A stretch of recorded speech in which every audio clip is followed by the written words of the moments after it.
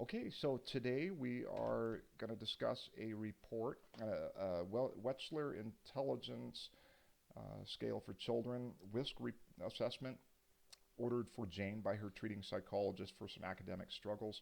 So to begin, the WISC assessment, it's a really broad cognitive assessment that it, it really digs into different domains of our cognitive function, and then it's going to compare Jane to her peer group and we're going to find out where Jane is. So overall in this report, it looks like Jane did very well. She falls well within normal range. There are a couple areas where she falls maybe a little on the lower end, which may or may not be related to some environmental factors. Jane does have some strengths as well I want to go over. Jane comes, number one, from a highly achieving family academically, so there's a really good chance that Jane has the biological makeup for this success, so that's a good start. Her overall scores in thinking and reasoning show to be well within the normal range. Jane, number two, is very well behaved in school. She has an exemplary attendance record, so we can rule attendance out for her struggles. She's a gifted communicator. This assessment shows her verbal and nonverbal comprehension are both well within the normal range. She appears particularly gifted mathematically in aptitude.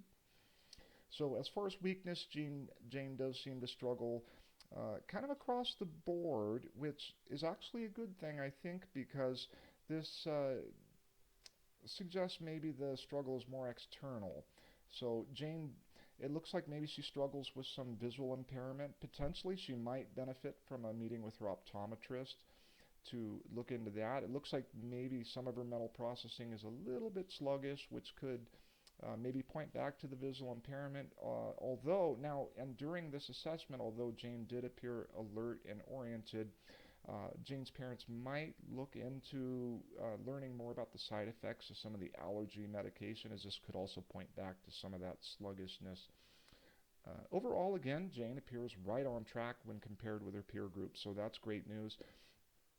Still, her struggles are real, and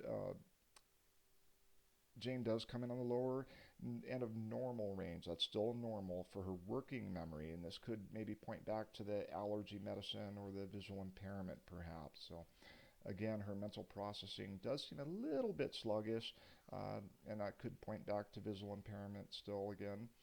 Jane's parents and teachers might work together to help scaffold Jane's learning. She could benefit more from perhaps frequent review of concepts that she is learning in school. Now, as both of her parents are gifted academically, this could be a very big source of support for Jane.